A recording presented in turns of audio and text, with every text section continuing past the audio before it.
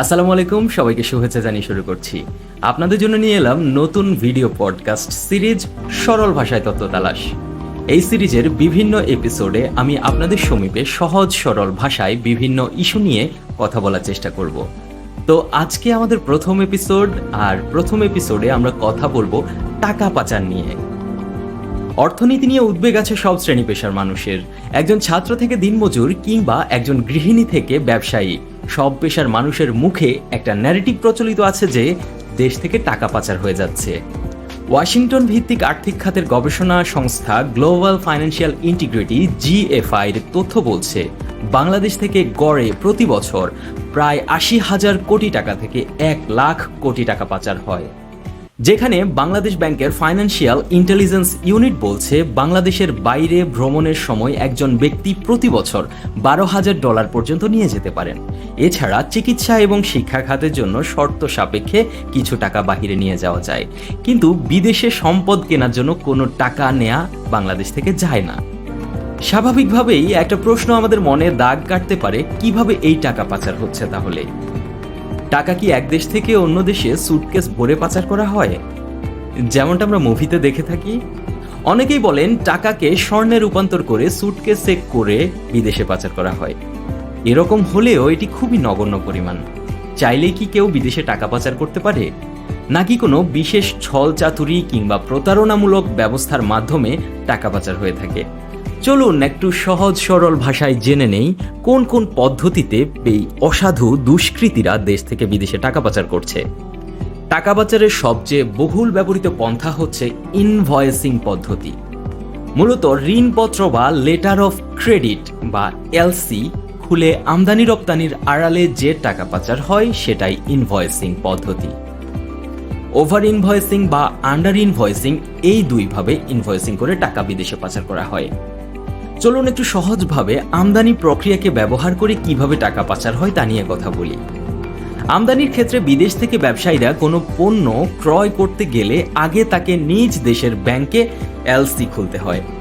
এর মানে হচ্ছে দেশের যে ব্যাংকে LC খোলা হয়েছে সেই ব্যাংক আমদানিকারকের হয়ে আমদানিকৃত মালামালের মূল্য বিদেশি ক্রেতাকে পরিশোধ করে। এই LC খোলার প্রক্রিয়ায় অসাধু ব্যবসায়ীরা পণ্যের দাম বেশি দেখিয়ে টাকা পাচার করতে পারে, যাকে বলা হয় ওভার ইনভয়েসিং। আরেকটু সহজ করে বললে ধরা যাক একজন ব্যবসায়ী যুক্তরাষ্ট্র থেকে কিছু খাদ্যপণ্য বাংলাদেশে আনবে। বর্তমান বাজারে সেই খাদ্যপণ্যের দাম হয়তো কেজি প্রতি $100, কিন্তু ব্যাংককে দেখানো হলো প্রতি কেজি খাদ্যপণ্যের মূল্য $900।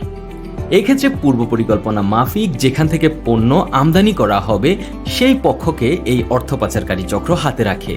এক্ষেত্রে ওই ব্যবসায়ী দেশে আনলো $100 সমমূল্যের খাদ্য আর বিদেশে পরিশোধ করলো $900।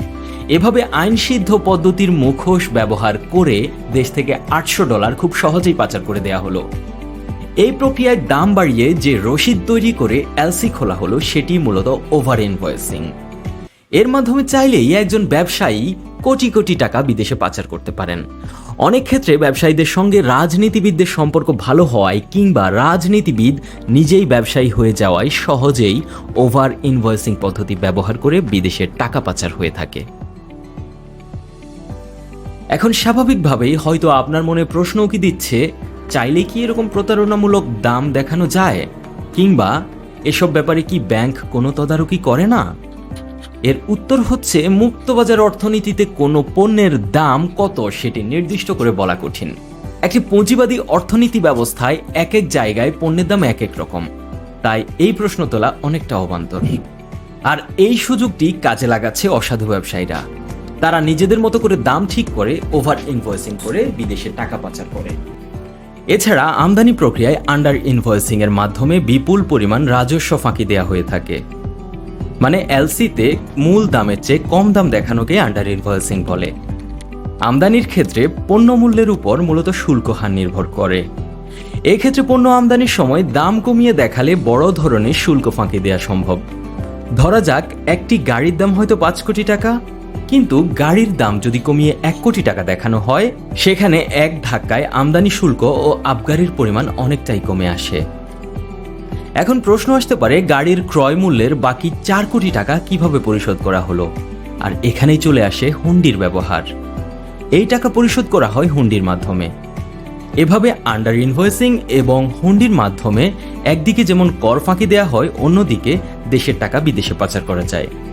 একইভাবে রপ্তানির টাকা পাচার করা হয় আন্ডার ইনভয়েসিং এর মাধ্যমে। ধরুন আপনি $100 মূল্যে একটি পণ্য বিদেশে রপ্তানি করলেন। এখন আন্ডার ইনভয়েসিং করে আপনি ওই রপ্তানিকৃত পণ্যের দাম দেখালেন $40। তাহলে হিসেব কি দাঁড়ালো? আপনি $100 মূল্যে পণ্য বিদেশে পাঠালেন ঠিকই, কিন্তু দেশে আনলেন $40, বাকি $60 বিদেশেই পাচার করে দিলেন। আবার কিছু ক্ষেত্রে দেখা যায় পণ্য না এনে ভুয়া ইনভয়েসিং করা হয়। এটা কিন্তু ব্যাংকের অজ্ঞাতসারে করা সম্ভব না। এসব ক্ষেত্রে ব্যাংকের কিছু অসাধু কর্মকর্তাও জড়িত থাকতে পারে। একই সাথে কাস্টমসের কিছু অসাধু কর্মকর্তাও কর্তব্য অবহেলা করতে পারে, কিংবা এর সাথে জড়িত থেকে কাস্টমস থেকে ছাড়পত্র দিল যে অমুক জিনিস আমদানি কিংবা রপ্তানি করা হয়েছে, আসলে ওই জিনিস আদৌ আমদানি কিংবা রপ্তানি করা হয়নি, কিন্তু টাকা পাচার হয়ে গেছে। এদিকে টাকা পাচারের আরেকটা বড় মাধ্যম হচ্ছে হুন্ডি।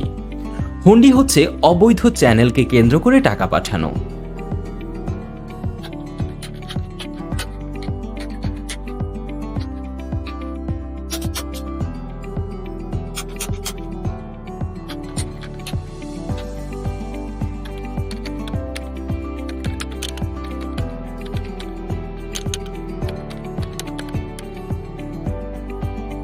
এভাবে কালো টাকা সাদা করে বিদেশে পাচার করে দেয়া হচ্ছে। এখন তো জানলেন কিভাবে দেশের টাকা বিদেশে পাচার করা হয়। তো বাকিটা কি করবেন দেখেন আপনারা যা ভালো মনে করেন।